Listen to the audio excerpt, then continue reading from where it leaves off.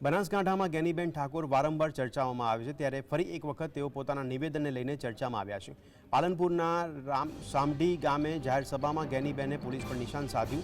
તેમણે સભાને સંબોધતા કહ્યું કે કોંગ્રેસના આગેવાનોના ફોન લઈ તમારે કલેક્શન કરવાની જરૂર નથી, ત્યારે ધાક ધમકી આપવાની પણ જરૂર નથી।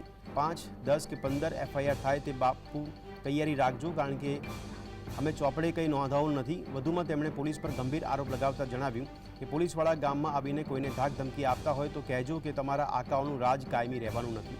તમે જે પગાર લઈ રહ્યા છો તે ભાજપનો પગાર નથી લેતા, પ્રજાના પરસેવાનો પગાર લો છો। ત્યારે ફરી એક વખત ગેનીબેનના પોલીસ પર પ્રહારને લઈને ચર્ચાએ જોર પકડ્યું છે। કોંગ્રેસના આગેવાનોના ફોન લઈ અને તમારે એનું કલેક્શન કરવાની જરૂર નથી અને ધાક ધમકી આપવાની જરૂર નથી।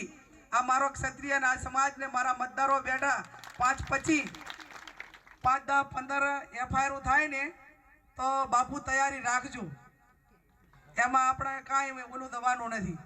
અને એવા પોલીસવાળા ગામમાં આવીને કોઈ દાટી આપતા હોય ને તો એમને કહેજો કે આ તમારું આકાઓનું રાજી કાયમી રહેવાનું નથી। એ તમે 8મી તારીખ સુધી તમને સારી જગ્યાએ મૂકવા માટેની વાતો કરશે, તમને ફૂલાવશે, પણ નોકરી તમારે 58 વર્ષ કરવાની છે। અને 58 વર્ષ નોકરીનો પગાર એ તમે ભાજપનો પગાર નથી લેતા, તમે પ્રજાના પરસેવાનો પગાર લ્યો છો। તમને લોકોના પૈસા, જે ટેક્સના પૈસા છે એનો પગાર મળે છે। એટલે આટલી બાબત ધ્યાનમાં રાખીને મહેરબાની